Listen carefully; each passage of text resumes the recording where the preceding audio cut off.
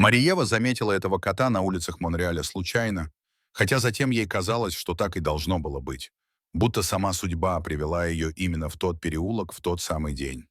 Она шла по своим делам, ни о чем особом не думая, когда краем глаза увидела темную тень, быстро проскользнувшую под припаркованный автомобиль.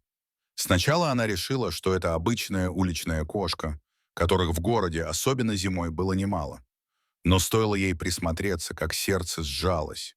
Этот кот был настолько худ, грязен и истощен, что даже невооруженным взглядом было видно. Ему отчаянно нужна помощь людей. Его шерсть висела неровными свалявшимися клочьями, задние лапы подкашивались, а глаза... О, эти глаза! Его взгляд мог попросту разбить сердце. В них было столько боли, страха, смирения и тайной надежды, что Мария-Ева не смогла пройти мимо. Казалось, что невозможно найти более несчастное животное во всем Монреале, да и, может быть, во всем мире. Она подошла ближе, не делая резких движений, чтобы не напугать кота. Но тот сразу отскочил и скрылся за мусорными баками. И тогда идея помочь ему превратилась в твердое решение. Она должна спасти этого кота и изменить его жизнь, иначе он просто не переживет еще одну ночь на улице. Вот только для этого нужно было поймать его, а это оказалось невероятно сложной задачей. Этот кот очень боялся людей. Его реакция была мгновенной и резкой, словно в любой момент он ожидал удара или пинка. Видимо, в его прошлом люди оставили глубокий след, и он явно был не из приятных. Мариева начала приносить еду в то место, где она впервые увидела кота.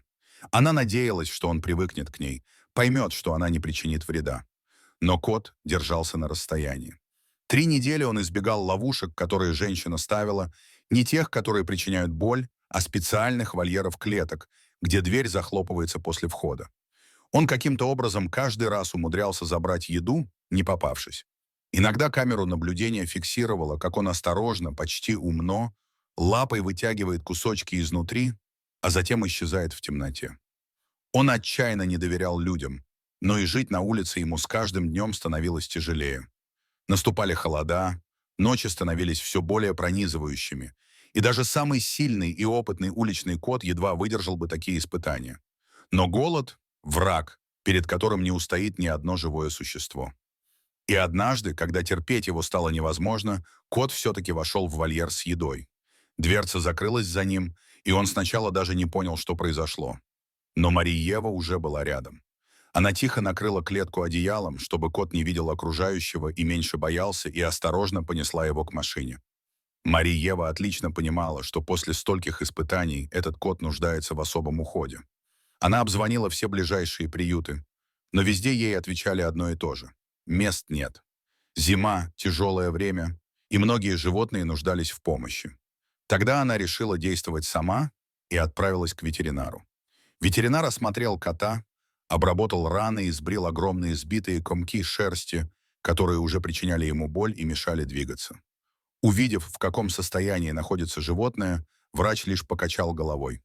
По его словам, кот очень долго страдал и жил в условиях, несовместимых с нормальной жизнью. Ночевать кот отправился к девушке.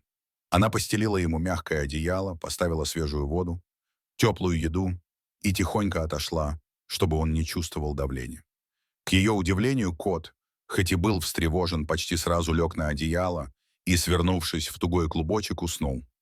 Вероятно, впервые за очень долгое время он почувствовал себя в тепле и безопасности. На следующий день Марии-Еве позвонили из организации «Chatons Orphelins Montréal». Кто-то из ветеринаров передал им информацию о найденном коте, и они предложили свою помощь. Работники центра сказали, что смогут вылечить кота и позже найдут ему новый дом, любящий и безопасный. Из-за определенных жизненных обстоятельств Мария-Ева не могла оставить котика у себя навсегда, как бы сильно ей этого не хотелось, поэтому она согласилась передать его в надежные руки. У него были боевые шрамы по всему телу и крупный абсцесс на щеке. Его уши были обморожены, а это значит, что минимум 1 зиму он провел на улице, рассказывали сотрудники Центра спасения, осматривая кота. Мария-Ева спасла его буквально вовремя. Еще 1 зиму на улице он бы точно не пережил. Работники Центра дали ему имя Марсель. Позже ветеринар определил, что ему примерно 4 года. Для уличного кота это уже серьезный возраст, учитывая постоянные опасности, голод, болезни и травмы. Первые дни Марсель был невероятно стеснительным. Он избегал взглядов, прятал мордочку, пытался спрятаться в любом укромном месте, которое находил. Он был в шоке от таких резких перемен в его жизни, рассказывали волонтеры. Улица оказалась очень сложным местом для него. Он потерял несколько зубов, получил множество шрамов, обморозил уши, но при этом он оказался удивительно сильным котом. Не желая еще больше травмировать животное, сотрудники не оставили его на ночь в приюте. Одна из волонтеров предложила взять его к себе домой, чтобы обеспечить спокойную и безопасную атмосферу. И то, что произошло дальше, удивило всех. Всего за 24 часа в окружении любви и заботы он впервые расслабился.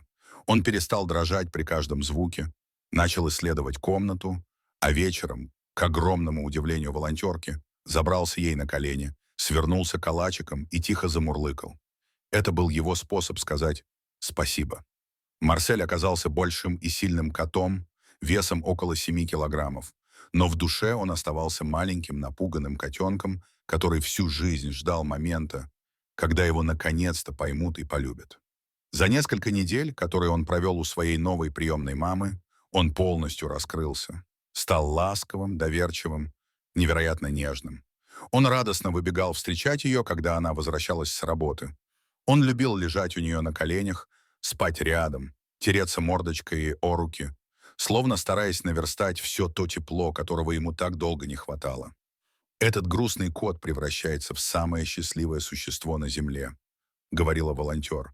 «Он стал настолько общительным, что если начать с ним говорить, он обязательно что-то ответит, пусть даже это будет смешное, хрипловатое мяу. Он словно снова учился быть домашним, счастливым, спокойным». 2 месяца спустя волонтерам удалось найти ему новый дом. Долго подбирали подходящую семью.